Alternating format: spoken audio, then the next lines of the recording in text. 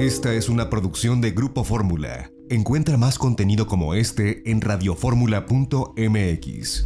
La Constitución Política de los Estados Mexicanos, en su artículo 28, dice que en los Estados Unidos mexicanos quedan prohibidos los monopolios, las prácticas monopólicas, los estancos y las exenciones de impuestos en los términos y condiciones que fijan las leyes.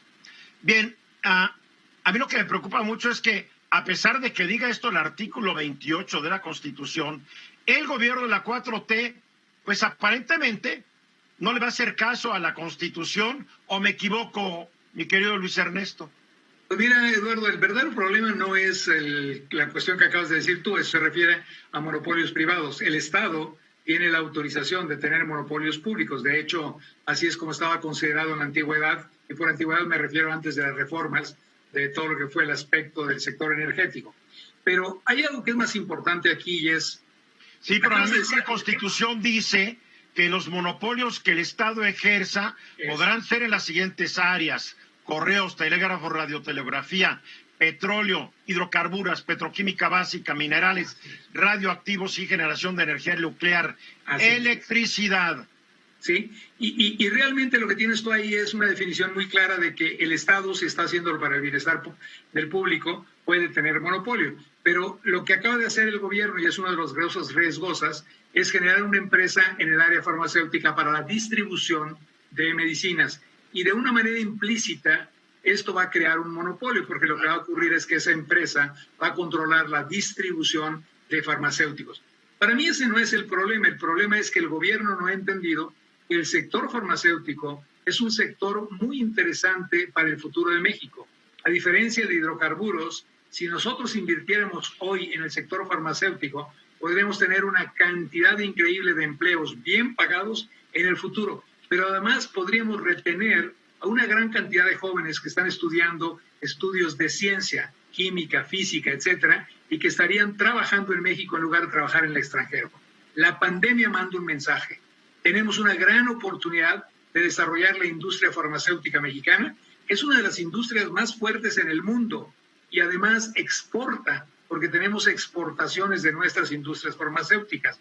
Hoy lo que podríamos haber hecho es aliarnos con AstraZeneca, Oxford, como lo hace la Fundación de Carlos Slim, apoyando con una cantidad fuerte de recursos para que en México se produzca, pero no el ingrediente activo, que es la parte científica, sino lo que vamos a hacer en México es el envasado y la distribución de la vacuna una vez que la tenga AstraZeneca. País maquilador, a fin de cuentas. Claro, pero ¿quién va a ser la parte importante, que es la parte de investigación científica?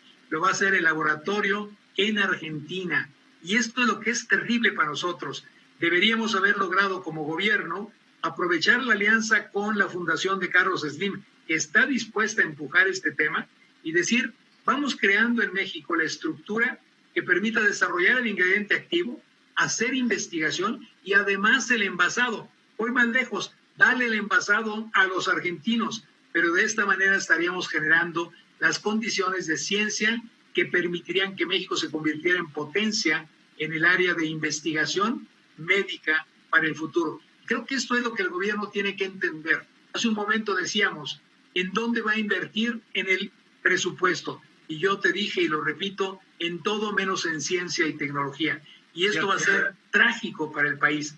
Si imagínate una alianza público-privada con la Fundación de Carlos Slim para empujar a instituciones como la UNAM, como la Universidad de Guanajuato, cuya belleza de rectoría tiene ahí José Luis detrás de él, la Universidad de las Américas Puebla, la belleza de campus la tengo yo, y tú dijeras, empujamos a las universidades a hacer investigación con iniciativa privada, con apoyo de fundaciones y con el respaldo del gobierno, México generaría algo maravilloso, generaría la industria del futuro para los mexicanos.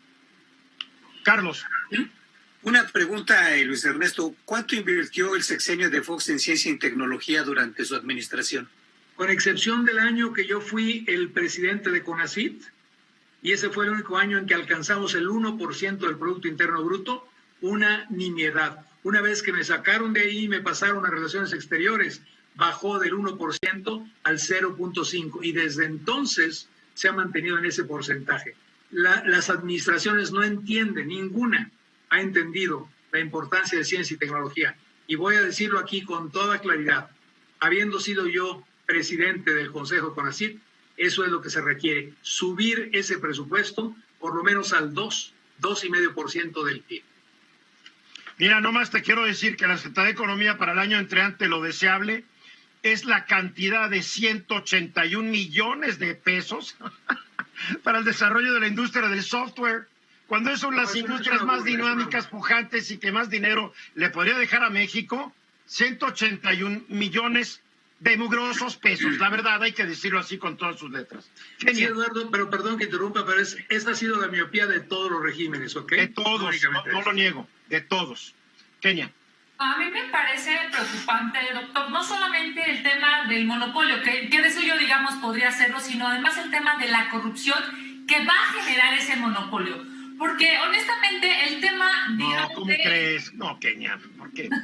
El tema de que los procesos estuvieran acompañados por iniciativa privada tiene que ver porque incluso no es tan fácil, y si este gobierno ha sido súper ineficiente en temas que históricamente han sido del gobierno, a mí me preocupa qué va a pasar con estos que no lo son. Por ejemplo, no solamente en la compra, sino en la distribución. ¿Qué pasa con esas medicinas que, por ejemplo... También se va a encargar de la distribución.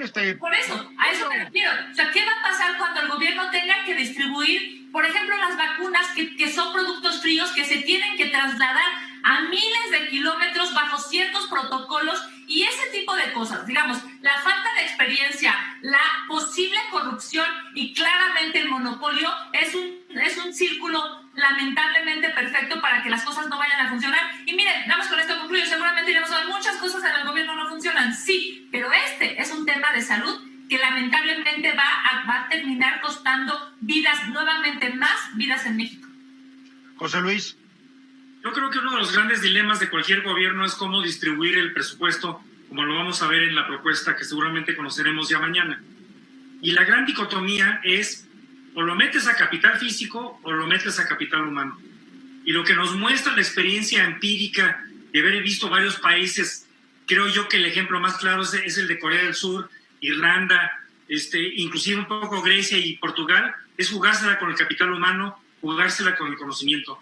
El capital humano genera competitividad, la competitividad genera inversión en infraestructura y posteriormente pues mayor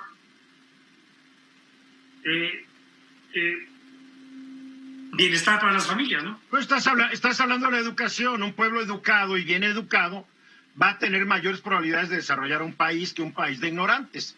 Así de fácil. Digo, sí, Luis Ernesto. Yo no más quiero decir, y estoy de acuerdo con José Luis, pero vamos pensando en números para que la gente se dé cuenta. El país, antes de que entráramos en la pandemia, tenía un Producto Interno Bruto equivalente a 21 billones de pesos, entre 21 y 23 billones de pesos. El gobierno de México estaba gastando 6.2 billones de pesos. Es decir, no es que no tuviéramos dinero. Vamos a suponer que hay 10% del producto. Estaríamos hablando de 19 billones de pesos. El gobierno de México puede que baje su presupuesto de egresos de 6.2 a 5.5 billones de pesos. Aún a pesar de eso, la pregunta que acaba de decir José Luis es la correcta. ¿Cómo vamos a distribuir esos 5.5 billones de pesos? No es una cantidad muy pequeña, ¿eh? Ya quisieran muchos países tener eso. Y estamos hablando de que México tiene un gobierno que gasta entre el 20 y el 22% del PIB. Por lo tanto, el presidente de la República necesita simplemente sentarse con su secretario de Hacienda, con los diputados, y llegar a la conclusión de que distribuir correctamente 5.5 billones de pesos es lo que es importante para la nación. Pero de esos 5.5, casi el 60% se va a gastos inevitables e irreductibles. Y por lo tanto tienes el otro 40%. Y es quedan menos de 3 billones de pesos. Es un montón de dinero, Eduardo, y cualquiera de nosotros que estuviera haciendo su reparto en su dinero, lo haría bien. Y hay que hacerlo bien. Hay que hacerlo bien, pero yo me pongo siempre a dividir las cantidades entre 130 millones de mexicanos. ¿Y a cuánto nos toca? Pues sí, pero igual te la tienes que hacer cuando tienes 6 hijos y estás tratando de ver que todos tengan una buena educación. Es decir, lo que hagas en tu casa es lo que tienes que hacer en este país si tú eres el presidente, si tú eres el gobierno federal. De acuerdo, no, eso no lo discuto, pero es que la mala administración de este país ha llevado como consecuencia que lo que queda son 23,000 pesos anuales por mexicano. Y hay que mejorar eso. Hay que mejorarlo. Esta fue una producción de Grupo Fórmula. Encuentra más contenido como este en radioformula.mx.